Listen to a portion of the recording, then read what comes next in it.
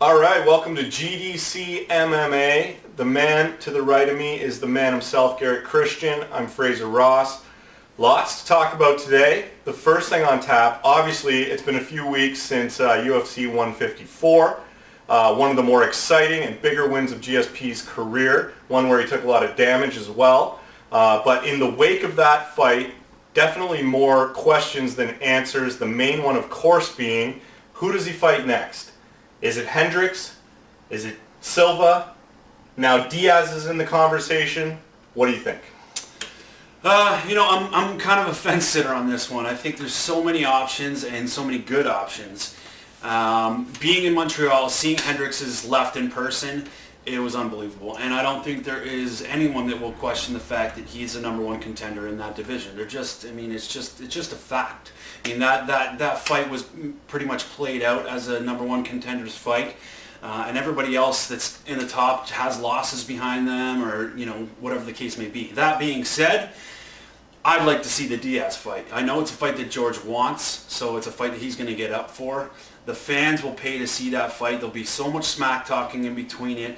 And, the debate is still out there whether the Carlos Diaz or the Carlos Condit fight, Diaz fight, who actually won that fight. I had it scored for Diaz 1, 2, and 5. The point is that... Where does Silva factor in for you? Okay, well, the Silva thing, it's an interesting thing because, at the end of the day, I can understand why George, is kind of hesitant about it. There are things that make sense about it and there's things that don't. When it comes to a business, though, the UFC, that fight should be made. It's going to put butts in seats. It's going to fill the Dallas Stadium. Not only that, though, it's going to get people watching and people talking about the sport who never usually do. It'll be all over the sports networks, and it'll be just out there in general if that fight does take place. For me, I disagree with you a little bit. To me, it was either stated or at least strongly insinuated that the Hendricks-Campman fight was a number one contender fight. That's what the feeling I had going into that was, whoever wins out of Campman and Hendricks is fighting whoever wins out of GSP and Condit. So to me, that says Hendricks is the guy who gets the next shot. I definitely agree with you that the Silva GSP, or at least another fight of that magnitude, has to happen within the next year. Just from a sheer business standpoint, ratings for the UFC have slipped slightly. Some of the maybe casual fans are getting a little bored of things. Who knows what it is? That fight would bring it right back up there, as you mentioned, right? For me, the Diaz fight, I don't think Diaz gets that shot right now. I know GSP seems to still want to fight Diaz, whether it be more just personal grudge, I don't know. But I don't think that Diaz is in the place where he gets that fight. If anything, I would like to see a rematch with Diaz and Condit, since there was some question marks about their first fight, and then maybe if Diaz wins that fight, then he gets that shot. Fair enough. Okay, yeah, we'll agree to disagree. That's the whole point of this. I say that Diaz should get it. From a bias standpoint, I want to see that fight. George wants that fight. It'll sell tickets. And also, it's a great in-between fight for George. A lot of people weren't necessarily thinking this, but it's a great fight for George in between for Anderson Silva eventually, right? But where does that leave Hendricks? Yeah, that would be two fights before the guy who listen.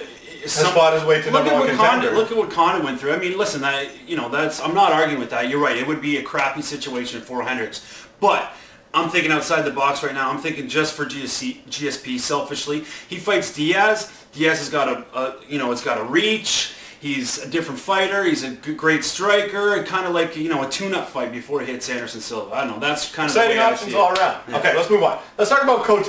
Obviously, that was a bit of a letdown in more ways than one. But mostly, disqualification, blows to the back of the head. Some people even had question marks about whether that should have been a DQ, whether that should have been a no contest, or whether it should have just been a knockout for Sakura. I personally think it was a DQ for sure.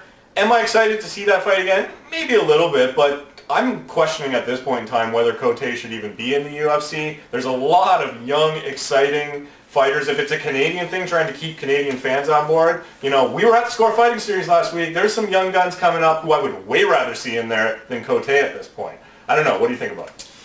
I hear that argument. I think that Cote he's strong for the brand. I mean, he does the French telecast for the UFC, and also he is a bigger name.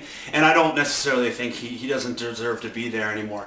I did notice though he was looking a little flabby. He wasn't looking hard. So I think I heard he's got a nutritionist on board now, and he's going to go that route. All that being said, the UFC came in and they have extended Sakara's contract, 4-fight contract. That's huge because that's them saying, listen, we know you didn't mean to do that. We know you're not a dirty fighter. Your record isn't the greatest in the last 3 years, but you're a fighter that always brings it, right? Always know that he's coming to fight. He's going to stand in there. He's going to bang. If he gets knocked out, he gets knocked out. If he knocks a guy out, he knocks him out. What about that chin, though? That chin's starting to develop quite a button at this point in his career. That's for sure. That's for sure. I don't know if 4 more fights. I don't know if that's necessarily a good idea. But for his health, good for his health. I'd watch him. Someone's getting knocked out for sure. I mean, at the end of the day, with that too, I mean, the way I see it was, I don't think it was an intentional. I do think it deserved to be a no contest, not a disqualification. I don't think Cote deserved the win. I just say a rematch, even though people might not necessarily want to see that fight again. I think it'll be fun. It'll answer the questions and it'll be a banger. What about Hominick? What are you thinking about him? Obviously, it's a disappointing time for him. Four straight losses. He, there's been fighters who have been sent packing from the UFC for less. Obviously, he's still an amazingly exciting fighter. There's no doubt about most of his fights are barn burners. They're usually very exciting. But, it can't be looking good on a guy when, he's lost 4 in a row, and 2 of them to not exactly high-profile guys. You look at a Yagin and a Garza, and it's not like he's still fighting the top of the food chain in that division, right?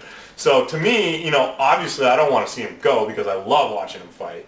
But would they have good reason to send him packing at this point? I guess that's the question, and I don't necessarily think that they wouldn't.